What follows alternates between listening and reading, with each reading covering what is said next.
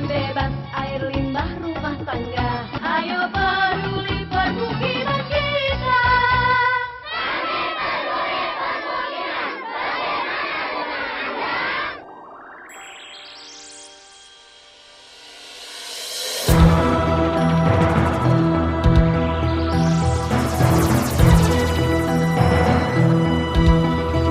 Pengelolaan sistem drainase. Banjir dan genangan masih menjadi permasalahan yang dihadapi di kota-kota besar di seluruh Indonesia, seperti di DKI Jakarta yang setiap tahunnya menjadi langganan banjir. Cukup ironis memang, karena DKI Jakarta merupakan kota metropolitan sekaligus sebagai ibu kota negara dan pusat pemerintahan.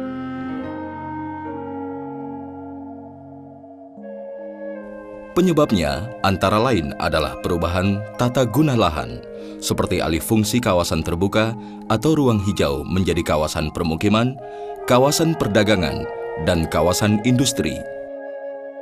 Hal ini menyebabkan berkurangnya daerah resapan yang mendorong peningkatan aliran permukaan atau surface runoff.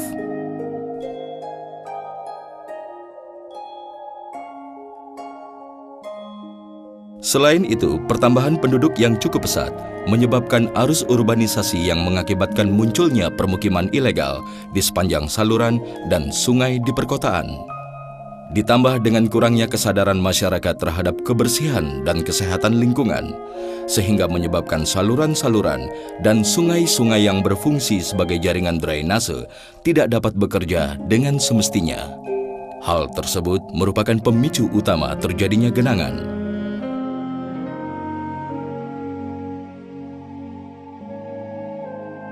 Daerah permukiman, baik yang berada di perkotaan maupun pedesaan, harus memiliki prasarana dan sarana pendukung. Salah satunya adalah sistem penyaluran air hujan atau drainase. Pada prinsipnya, drainase adalah prasarana yang berfungsi untuk mengalirkan limpasan air permukaan ke badan air penerima. Atau dengan kata lain, mengalirkan kelebihan air ke saluran-saluran yang ada, yang pada akhirnya dialirkan kembali ke laut atau dirembeskan ke dalam tanah.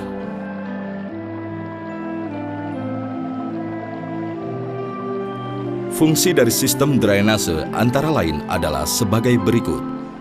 1. Membebaskan suatu wilayah, terutama permukiman yang padat, dari genangan air.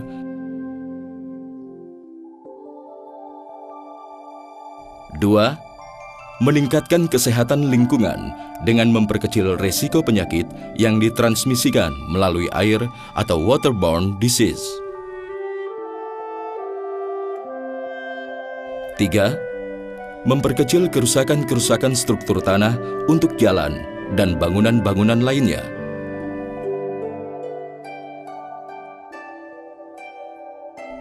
4. Mengendalikan keberadaan air yang berlimpah pada musim penghujan dan kekeringan pada musim kemarau. Pada prinsipnya, sistem jaringan drainase perkotaan dibagi menjadi dua bagian, yaitu drainase utama atau major drainage dan drainase lokal atau minor drainage. Sistem drainase utama yaitu sistem saluran yang menampung dan mengalirkan air dari satu daerah tangkapan air hujan atau catchment area.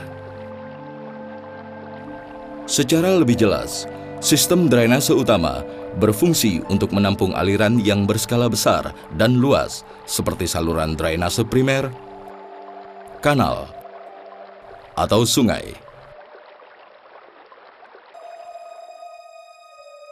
Sistem drainase lokal yaitu sistem saluran dan bangunan pelengkap drainase yang menampung dan mengalirkan air dari daerah tangkapan dalam wilayah perkotaan seperti saluran sepanjang sisi jalan, saluran di sekitar perumahan atau bangunan, dan saluran drainase perkotaan lain dengan kapasitas tampung tidak terlalu besar.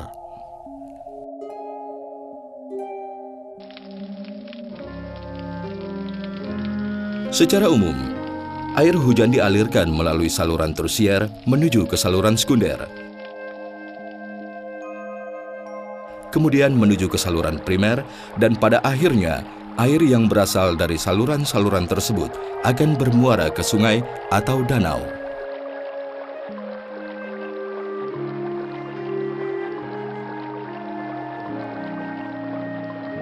Secara ringkas, penjelasan mengenai ketiga jenis saluran tersebut adalah sebagai berikut.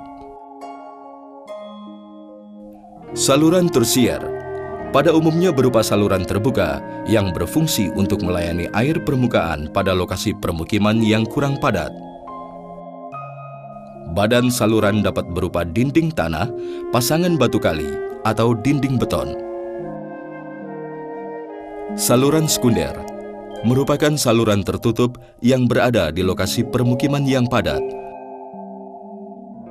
daerah perkantoran, dan pusat perdagangan dengan bentuk saluran bulat, oval, persegi, atau trapesium.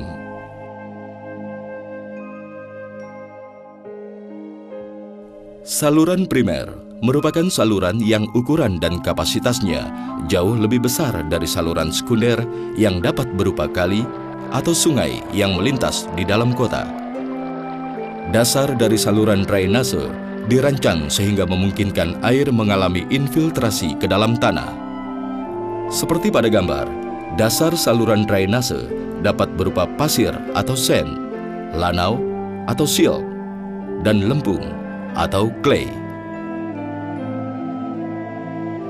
Ketiga materi tersebut memiliki daya resap ke dalam tanah yang berbeda-beda. Pasir lebih mudah meresapkan air dibandingkan dengan lanau dan lempung. Lanau lebih mudah meresapkan air dibandingkan dengan lempung. Dan lempung memiliki daya resap ke dalam tanah yang paling rendah. Selain saluran drainase, jaringan drainase perlu dilengkapi dengan bangunan pendukung seperti gorong-gorong, merupakan bangunan persilangan pada saluran drainase yang memotong jalan atau media lain. Pintu air merupakan bangunan pelengkap dari saluran, umumnya dipasang pada inlet atau outlet waduk, kolam retensi, dan di ujung saluran yang berhubungan langsung dengan badan air. Terdapat beberapa jenis pintu air, antara lain adalah pintu air sorong, dioperasikan secara mekanis dengan menggunakan tenaga manusia.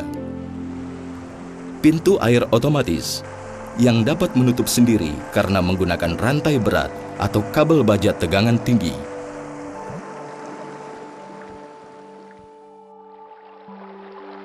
Bar screen. Bangunan pintu air biasanya dilengkapi dengan bar screen yang berfungsi sebagai penyaring sampah pada badan saluran sehingga tidak menghalau laju aliran.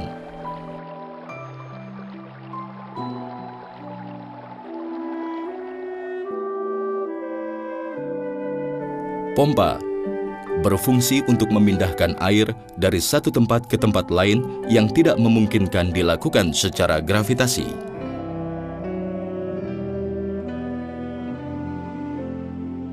Untuk menjamin tidak terjadi genangan, maka perlu dilakukan pengoperasian dan pemeliharaan yang benar terhadap saluran drainase dan bangunan pendukungnya. Selain itu, perlu dikembangkan pula sistem drainase yang berwawasan lingkungan, yang mewujudkan daya dukung lingkungan untuk menjamin tetap berlangsungnya konservasi air atau konservasi tanah, menjamin ketersediaan air tanah dan air permukaan, serta penanggulangan masalah genangan itu sendiri.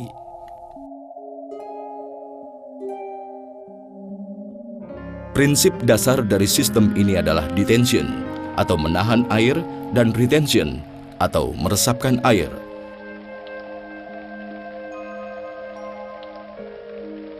Penerapan sistem drainase yang berwawasan lingkungan dapat dilakukan mulai dari tingkat rumah tangga hingga perkotaan. Pada tingkat rumah tangga, air limpasan dari atap dan saluran drainase rumah dimuarakan pada suatu bidang yang didesain khusus dan memiliki permeabilitas yang tinggi, sehingga dapat menyerap air secara cepat ke dalam tanah.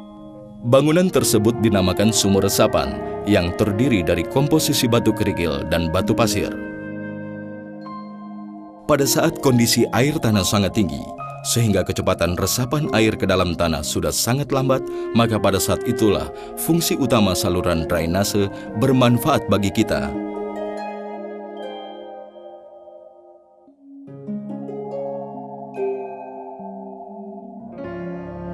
Mengingat fungsi utama dari saluran drainase adalah mengalirkan air atau sebagai sarana, jalan, atau wadah penyaluran dari air yang ada di dataran tinggi ke dataran rendah dengan tujuan akhir dibuang ke laut secara cepat. Bila mana fungsi drainase tidak berjalan dengan baik, maka air sungai di sekitar dataran rendah akan melimpas dan menyebabkan genangan di dataran rendah sekitarnya.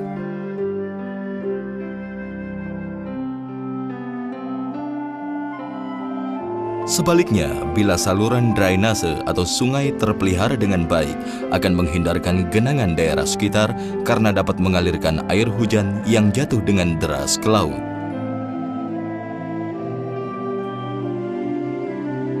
Pada skala yang lebih besar, yaitu permukiman dan perkotaan, penerapan sistem drainase berwawasan lingkungan dapat dilakukan dengan membangun fasilitas kolam detensi atau retensi yang berupa bak penampungan hingga dapat berupa waduk dalam ukuran besar.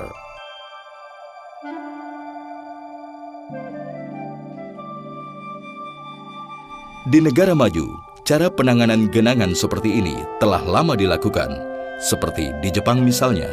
Fasilitas perkotaan dan sarana olahraga dapat dijadikan kolam detensi seperti lapangan golf, lapangan tenis, lantai dasar gedung-gedung pencakar langit, membuat kolam dan bak di lingkungan rumah, membuat waduk di lingkungan real estate, memanfaatkan kolam-kolam di taman, memanfaatkan media jalan sebagai detensi,